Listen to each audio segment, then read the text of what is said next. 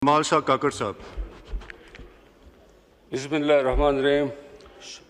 शुक्रिया जनाब चेयरमैन साहब। मैं इस मौके पे सिर्फ इतना बात कहूँगा कि इस हाउस में हम कोई बलूचिस्तान में कोई हादसे का इंतज़ार करते हैं, अगर जब हादसा हो जाता है फिर शायद हमें बोलने का मौका मिल जाए, वरना इस हाउस में बलूचिस्तानियों को या बलूचिस्तान के MNAs को कोई मौका नहीं मिलता है, जो बहुत अफसोस की बात है। जनाब चेयरमैन साहब, इस वक्त पूरे पाकिस्तान में पंजाब और शुमाली इलाकाजात और सिंध कुदरती आफत की जिद में हैं, लेकिन बलूचिस्तान इंसानी आफत की जिद में है। फर्क सिर्फ ये है, एक दहशतगर्दी का वाकया हुआ है, वो तो गुजर गया 20 या जाने गई, जिसमें बलूचिस्तान के टॉप की लीडरशिप जो इस हाउस के भी MNAs है, महमूद खान चकजी साहब, सरदार अख्तर जान मेंगल साहब और दीगर, वो भी उस जलसे में शरीक थे। लेकिन असल मसला जो मैं इस हाउस का इस तरफ लाना चाहता हूं कि बलूचिस्तान की आबादी 1 करोड़ है और मुट्ठी भर दहशतगर्द है, जिन्होंने पूरा बलूचिस्तान को यरगमाल बनाया हुआ है। और जब इस किस्म के वाक़यात होता है और इसकी रोकथाम के लिए जनाब तलाल चौधरी साहब, अल्लाहु अकबर, अल्लाहु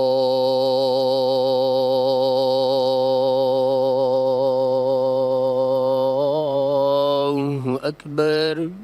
जी जमाल शाह काकड़ साहब। तो चेयरमैन साहब, तलाल चौधरी साहब बैठे हुए वज़ीर ममलकत दाखिला इंटीरियर, मैं उनके नोटिस में ये बात लाना चाहता हूँ, जब इस किस्म के वाक़यात होते हैं, मुट्ठी भर दहशतगर्द जो 1 करोड़ आवाम को परेशान करते हैं, लेकिन इन दहशतगर्दों के खिलाफ कार्रवाई में उस तरफ से भी मार पड़ रहा है और इस तरफ से भी मार पड़ रहा है, ये काफ़ी नहीं है। इसके अलावा जब इस तरह हालात होते हैं तो रोड बंद हो जाते हैं, कारोबार ठप हो जाता है, तो फिर और माफिया भी एक्टिव हो जाता है। जैसे एयरलाइंस 16,000 की टिकट 1-1 लाख रुपए पे बिक रहा है, तमाम एयरलाइंस बशमूल PIA। क्योंकि मैंने एक दफ्तर में कहा था, कुछ बाबू लोग बैठे हुए थे, मैंने कहा ये क्यों इतना जुल्म कर रहा है, उन्होंने कहा डिमांड एंड सप्लाई। तो मैंने कहा अगर ये फार्मूला है तो सबसे ज्यादा डिमांड आटे की है तो फ्लोर मिलों को खुली छुट्टी दे दो, सबसे ज्यादा डिमांड चीनी की है तो शुगर मिल्स को छुट्टी दे दो, सबसे ज्यादा पेट्रोल और डीजल की डिमांड है तो उनको खुली छुट्टी दे दे। ये कोई जंगल का कानून है कि जब डिमांड एंड सप्लाई, जब रास्ते बंद होता है तो तमाम एयरलाइन टिकटें 16,000 की टिकट कोयटा इस्लामाबाद 1,90,000 17,000 60,000 तक बेचना शुरू करता है।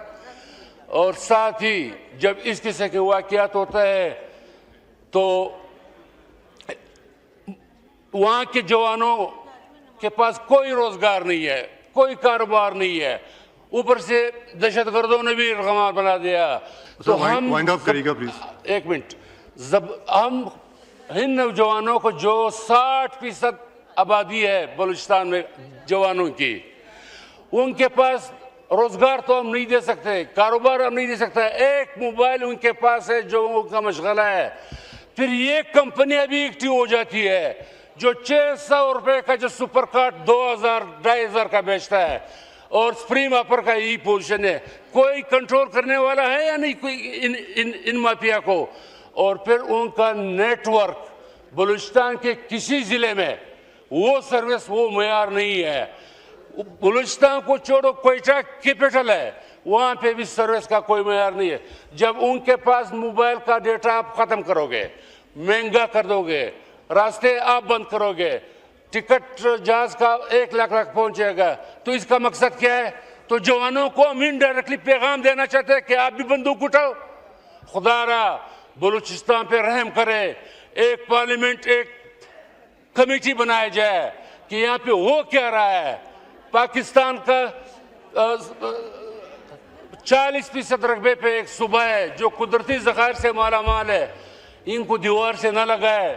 हम वहाँ पे किसी को मुंह दिखाने के काबिल नहीं रहे, खासकर इस ट्रेजरी बेंच वाले। शुक्रिया जमाल तो साहब। लिहाजा जनाब चेयरमैन साहब, आपको बहुत मेहरबानी।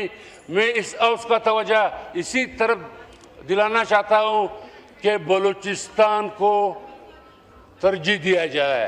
थैंक यू, बलूचिस्तान के थैंक यू जी, बहुत शुक्रिया।